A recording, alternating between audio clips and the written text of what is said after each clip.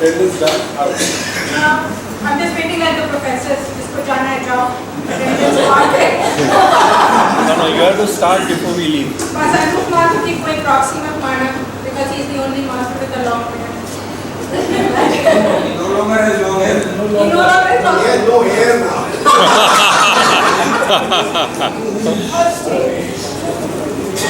Hi everyone. Come on, Manju.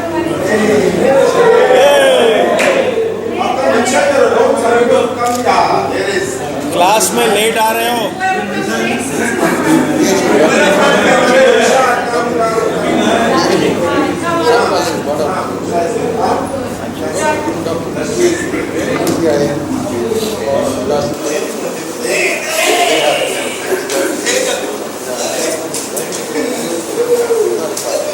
Hi everyone. Most of you probably remember me as Ira Mathur, one of the 3 girls from Electrical. It is hard for me to wrap my mind around the idea that we are in the 7th decade of our life. And the last time I saw the majority of you was when we were all 21-year-old skinny know-it-alls. Some days I still feel 16 years old in my heart, but on other days my bones and muscles make me feel all of my 60+ years. I don't know if it's the same with you, but there are many days when I still feel young and I say, what happened? We have all traveled different roads, logging very different experiences, but we are here today, bound by a common bond of being an IITian. It gives me great joy to be amongst my batchmates and their spouses, and I know we will all treasure these few days we spent together in each other's company. I want to thank Siri. Where is it? There it is.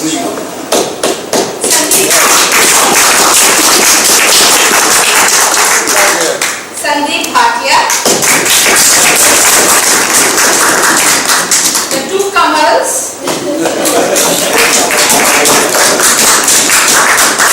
And RK for arranging this get together.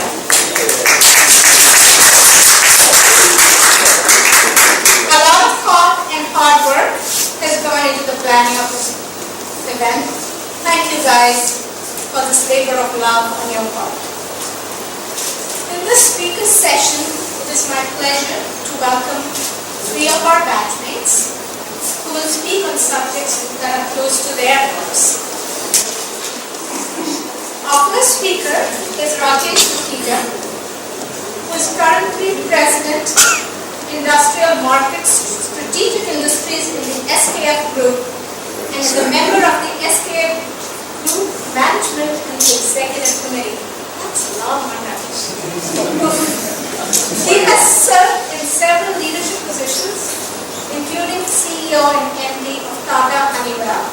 He has been recognized through numerous industry awards for market leadership, amongst them the prestigious CNBC Business Leader Award for Talent Management in Stuart Island.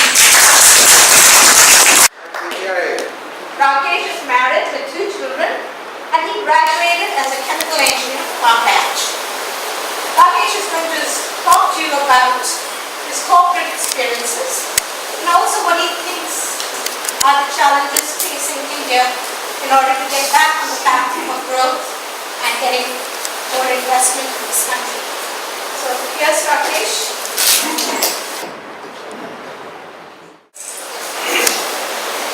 I've always got tongue-tied when I came into this room. The sun changed after 40 years. The speech that I prepared in my head has more or less disappeared. But I think when Siri said that you could speak, my first impulse was say no.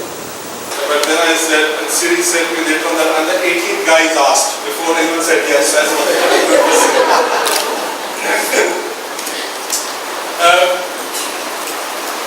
there's sort of nostalgia in this place. Like it seems like we never left.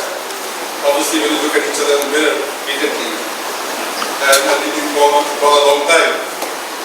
But I always sort of think of that.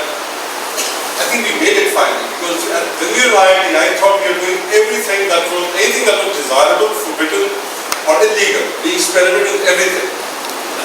survived. I don't know how many of our batchmates who are not here survived, but the 60 of us who are here possibly made it. Not equivalent before. And of course, all the memories come like motorcycle days, speeding out in the night without any muffler, which was, when I look at it now, it's totally obnoxious. Motorcycle without the muffler. But those days it seemed like a big deal. And we go racing out in the night and scraping the road with the steel and seeing the sparks fly off. There's been time when 3 of us would go to a gas station day and night before the gas station would close with 10 rupees in our pocket. And what was the price of it? Was it 4 rupees something? How much? No. My recollection is we pulled out 10 rupees and we said fill up the 3 bikes. Was that correct? Or was it 5 rupees? Whatever. But it was, it tells you how much money was, how much was valued, and then how many 5 or 10 rupees went in those days. And of course, I can carry on and on with all the stuff that we did. And of course, at the same time, when I passed up, I thought actually I learned nothing in IT. And my first job was an engineering job, which I went to work for a consulting company. And all my friends, some of them who are here in school, were totally surprised that I went into an engineering career. I also realized at that time that I knew much more than I thought I did in engineering. And I became a reasonably good engineer. Reasonably. And my career were in 2 halves. The first half of my career was pure engineering, very much into the oil and gas business, very much into process automation related areas. And the second half was all this sort of, what we call the relationship management sort of stuff. Very much translating it from sales marketing into the management of career. And it's been a nice run so far. I spent a number of years with the Tatas, in the joint venture Tata, and that was to me one of the most inspiring companies, the group that I work for. I think Tata are fantastic, but that's my opinion. There are a lot of people, including my son, who went to work for Tata Motors when he was like 24, 25. But he told me the average age in Tata Motors 51, it's so boring. But I think Ratan Tata gets a lot of credit for what he did, what he's done for the Tata Group. And I felt completely, I embraced everything that they wanted to be in terms of their corporate values, in terms of the social responsibility, in terms of their focus on basically doing business the right way. And I thought that was tremendous. I tell you a small story, and because you have to tell me when I start running out of time. Almost I am. Okay, then I'll move from this story. I'll tell you later on. But I've been sort of in SK for the last 12 years now, and I've been through India and then China and then Sweden now for the last 16, 17 months. Part of my learning about Tata was very much that try and sort of build something which helps the community around me. I would go into our factory, I lived in Bombay, the 7 years I was here, and I'd see so many kids. Our factory was a place called Chinchwad. I'd see so many kids playing cricket on the road with bricks and with a holding bag or something in a plastic ball. And we had 100 acres of land there. And I said, why can't I just use the 100 acres of land? We had a field with some expats that were buying and made into a golf putting course and stuff like that, which I converted. And we got 150 kids to come in. Football, hockey and cricket. And I saw chucked in and I put the hockey part for girls also in. And I think it was fantastic. And all the parents told me later on that since our child plays sport, competitive sport, the academic record career is much, much better. And that I thought was a nice thing, like in terms of it helps child as a child energy. And we have many things, other things that we did, essentially train the people around and very much business centric in the sense that I never thought that you should do anything which does not support your business. That's my philosophy. So we run an automotive aftermarket business. And of course, people think the mechanics are the best source of our ambassadorship. If they say that they like our product, they like what we do, they will actually go and buy our product and put it into the cars and trucks, etc. So we started training up roadside mechanics with a very professional sort of program. And today we have about 3,000 mechanics being trained by us in India. And it works well. And of course, the brand ambassadors that these people give you right on the road, the truck stops, it's not like the most expensive product. But they still go and put our product into a truck, say that this one's going to work for the rest of your life. Or work that kind of life. I've been in Sweden now for 16 months. And the Sweden is different. You know, it's like hugely skilled, very complacent. They don't believe that they need anything beyond their, the immediate sort of circle of friends and their bar across the road, and because of the social security system, everything takes care of them. So the ambition level is extremely low, but the skill level is extremely high. So productivity is very high. And when you go into stuff like what Mr. Modi is talking about, Make in India, and I'm going to speak in fact in Gothenburg 3 weeks from now on the same topic, because there are Swedish corporates coming in there. One of the challenges we have is that we are seen as a very, very important market, a very difficult market. Difficult market because when you set up a new project, it never goes the way it's supposed to go. Land acquisition, delays, and all sorts of different things, corruption charges, and then in terms of productivity, it is extremely low. And if India is going to actually move into the next phase, as I think it will very soon, and that's a promise that we have from every new government that comes, but I think this time might really happen. I think the most important part of our focus needs to be how to actually get our workforce trained. My job is to bring investment in for what I do right now, representing SKF, into the country, become ambassador for India sitting outside. But from my final comments,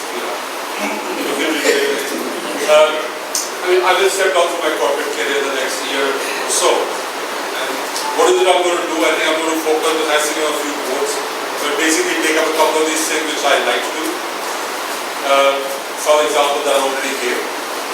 And then hopefully make that work. Kick ass, get results. Thank you. Our next speaker is Gautam Suri, and he is the founder, director, and CTO of Interarch Building Products Private Limited, a 500 crore rupees company. He is an acclaimed acoustical consultant in India. An entrepreneur at heart, he joined his father's practice as a consultant after graduation. In 1983, he started his own manufacturing business with a friend. He did this without any formal collaboration and developed all his product lines, which is indeed a unique engineering achievement. Today, Gautam is part of the Indian Angel Network and participates actively in investing and nurturing startups.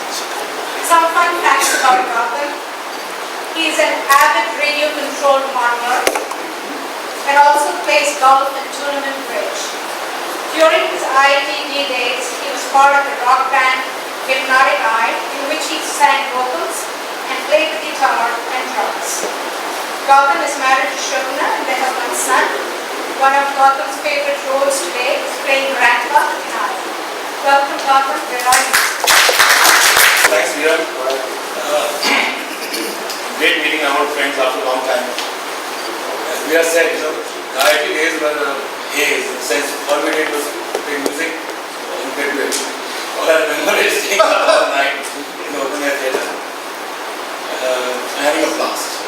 So IIT was very fun. And post graduation, I never was inclined to take a job.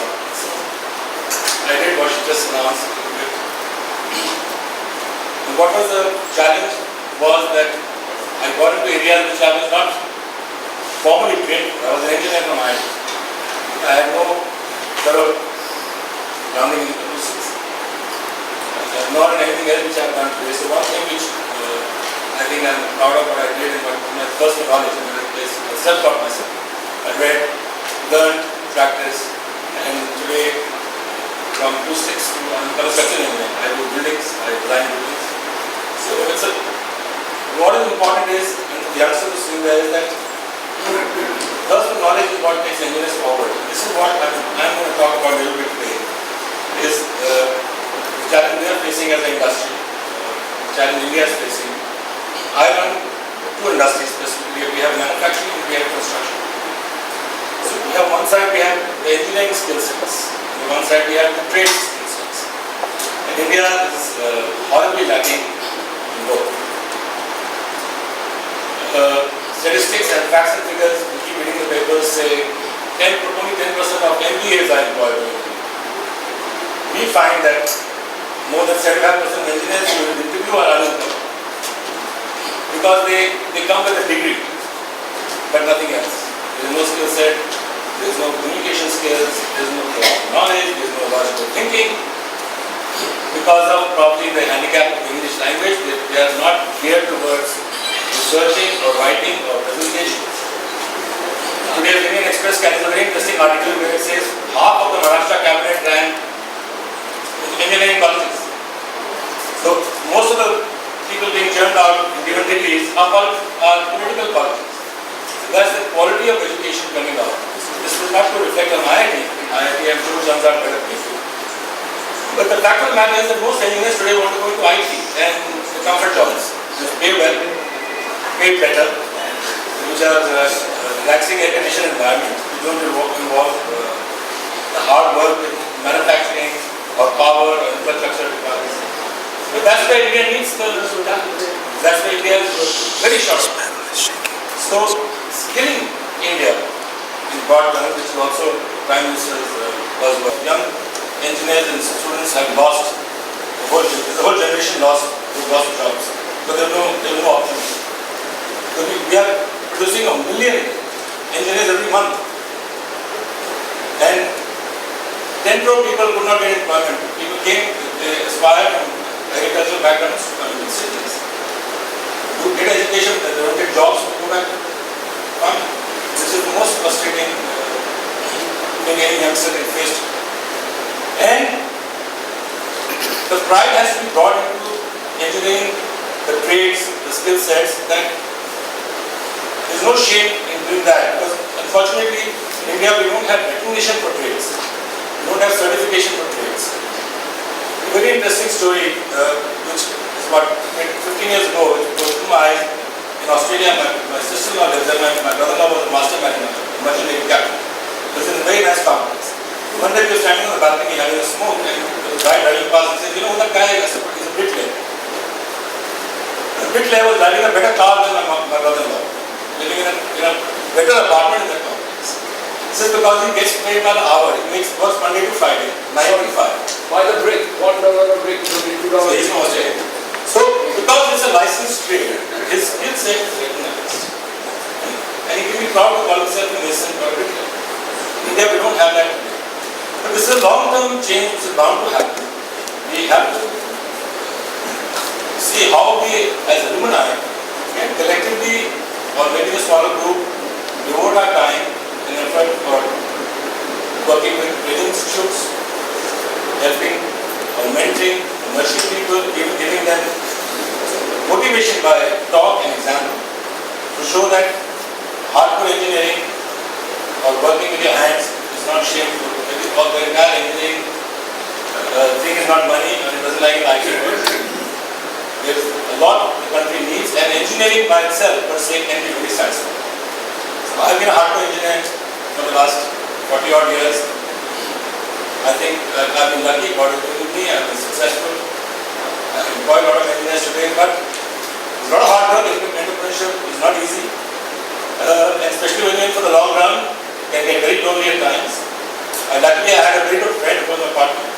We're still partners together for the last 33 years, which is a great story in itself. And so the journey has been easy in a way and nice, but it's tough. Entrepreneurship, people talk about this as a balloon, people anything, but believe you me, it's very tough at times. In your house on the block, you don't have money to pay your staff the next day, and you You don't know where the next money will come from, you can take very long time. But at the end of it, when it succeeds, it's great. So please, I would be happy to ask people, especially Rocky, Rakesh has talked to him, even if we can have a small group of 10, 10 people, we can get together. People who think, many of us are retired, many of us are maybe happy to do some kind of consulting role. Because the National Skill Development Council, the other institutes, government is giving grants, but grants in the government point of view can be waste of money. It's money to spend. But the grants will certainly make it help because some kind of subsidy will need to be given for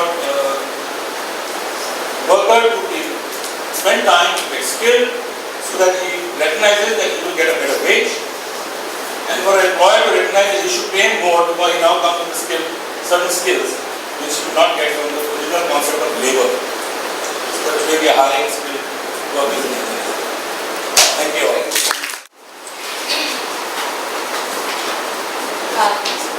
Lalit Khan Sharda completed his PhD from IIT Delhi and has served in academia since then. As a distinguished academic, he has authored a textbook on multimedia information networking, published 120 papers and articles, and presented at numerous conferences in over 20 countries. He was designated as a distinguished lecturer of the IEEE Education Society. Presently, he is an honorary professor at the Victoria University in Melbourne, Australia. I remember Sharda, gosh, this is not working. It's working. This? Right. I remember Sharda starting out as an oilman with Schlumberger, Australia, and I guess he fell in love with that country at that time. To his fellow tutorial group members, which includes me, this true identity will always be 69 ES17. However, I would be remiss if I did not mention his newly acquired identity of a Bollywood papa. Last but not least, he is an accomplished shire and I enjoy reading his poetry on Facebook. Sharda's better half Hema, is she here somewhere? Is also a PhD from IIT Delhi and they have 2 children. So Sharda, he's going to speak to you about lifelong learning. Come on. That was my boring CV and initially did not give the interesting one to it. When I was growing up, I was a terrible student. I could barely pass mathematics or many other subjects. I wanted to become a mechanic, go and repair stuff. I wanted to become an actor. I wanted to go and become an aircraft engineer. My parents wouldn't let me. I realized I had no other way out but to work bloody hard and do reasonably well to get at least first division. When, on the night of the result, my drawing teacher, Uday Singh Ji, Darshan knows him very well, we were in school together, came to my home and told me and my family that I was number 7 in merit list. I could not believe it. And after that got into IIT. Was that a good thing for me? Of course. But there are so many other things which I wanted to do in life, which this career, I joined Schlumberger and I thought I loved it. It was field work that I would love it and I did for a year and a half. But one thing I had forgotten, when I was at school, at Sardar Patel Vidyalaya, we used to have self-teaching day. And I taught kids 1 year below me and I loved it. My grandfathers were teachers, my mother was a teacher. I chucked Schlumberger job and came back to do PhD at IIT Delhi. And the professor who was in the interview panel for Schlumberger, who was he? Professor Indra Sen. His words to me were, Nalin, you are a bloody fool. You left Schlumberger job to come and do a PhD. A friend of mine, his uncle said, hey, he's doing a PhD. Didn't he get a job? And I'm the happiest man that I came back to join academics. There is something I love. In my class, I tell my students, I never had drugs. I don't need drugs. I give a lecture, I come out, I'm on a high. However, there are certain, I haven't done school teaching. A few years ago, there are so many stories I have to cut short. Few years ago I realized there is much more to be done than teaching at university. I don't know how many of you heard of University of Third Age, where seniors teach themselves. I started teaching computers to Italian migrants who have not learned English beyond yes, no in 40 years of staying in Australia. And when one particular lady, she sent her first email and immediately from her niece got a reply back from Italy, she was jumping with joy, 70-year-old, gave me such a great pleasure. Recently, I also realized around the world people are moving away from engineering, we call it these days STEM, science, technology, engineering and mathematics subjects, because they have been presented as boring subjects over the years. I have taken on and I presented a paper in Germany recently on teaching STEM topics through drama. I have written my first drama to not teach fully but get students interested in logarithms by playing a drama. So these various aspects of learning, which the full topic of lifelong learning is very long, but the last presentation was close to the main thing I am going to talk about. We are all back in IIT lecture theatre. Look around.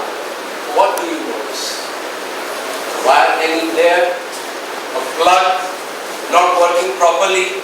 It was like that 40 years ago, it is the same today. Not today, few years ago, I have been thinking of starting not institutes but small centers where kids, poor kids from the road, we can teach them how to do this properly so that when they come to homes, they get jobs. We talked about real certification for people. There are ITIs here, but those people, they still go into industry. But to build this country and build it properly, we talked about Australia, those who have been in other parts of the world, not just US, Australia, even if you go to Malaysia, even I'm sure Mauritius, wiring is done properly. India is the only country where this isn't done properly. Can we make a difference? And I will share with you only 2 months ago, and I had shared with Vera, universities offering retirement packages, should I take it or should I not? A few years ago I used to say I'll work till 70, 75. I asked my daughter, she said, no Dad, what will you do? Don't. But after much thinking, I took the retirement package. The reason is I wanted to be free, to do things which I have not been able to do all these years. And I'm very lucky, I've been mentioning it to Sandeep, because I don't live here and I don't plan to come permanently. Can some people sitting here help me with this? And he pointed out to a new center set up called BAM near Rishikesh by IIT Alumni to help kids, unfortunate kids. They started with kids whose parents died in the floods in the Himachal recently. So I joined them and intend to start that center there, teaching those kids those handyman skills.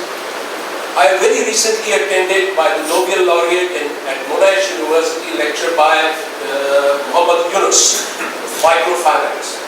So he presented, I could tell you what he said. One of the best things he told me is, after starting this project, he went to banks to learn how it is done properly.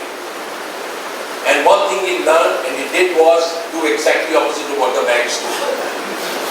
And he said, they lend with some security, I lend without security. They lend to men, I lend only to women. They lend only in cities, I lend only in villages.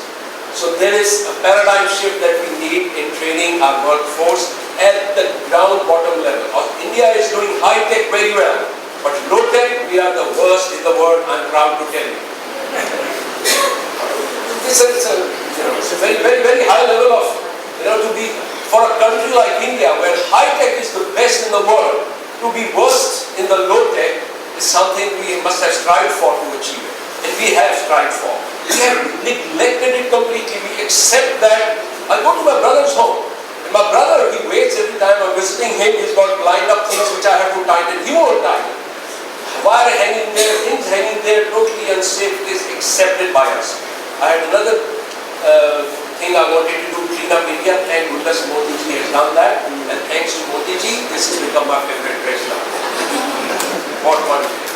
So, how much time I have? Another minute? 1 minute है. So friends, Romans, countrymen, whatever. after this opportunity to do for a few more active years that I have left, and I told my daughter, she asked me, Dad, I told you don't retire, you retired. I said, no, I have not retired. It's just a new phase of my life. Doing a new thing that I want to do, doing things which I couldn't do before. So any of you who would like to join such an effort, you are so much more welcome, and luckily the starting point can be that balm, it is already there, and in the next week I'm going to talk to them. I took my daughter there in February to just give, Bollywood actresses, everything loves. So gave them a signed paper, a diary for the rest of their life, etc. Now this time I want to go and start something real, possibly get money when I go back to Australia and Australian cave system, adapt this to India, etc. There's a lot to be done. Can't do it alone. Come please join me. Thank you very much. I think you can hear me at the back without my microphone loud enough? Yeah. Oh, good. I just wanted to mention that I heard the 3 presentations and they had a common theme, although they may not have realized it. Just the common theme of giving back. I remember at our 50-year thing in the Bay Area, Bill Gates was present. He was the keynote speaker, and Rajat mentioned that when Bill Gates got married, his mother told Melinda Gates that to whom much is given, much is expected of them. As Indians, a lot was given to us. And we can start right with Pandit Nehru's vision that we are where we are today. It came from the sacrifice of our political leaders of those times who had a vision. It came from people, taxpayers who subsidize our learning. And it is a real joy to see people ready and willing and able at during their golden years wanting to give back. And so I congratulate you.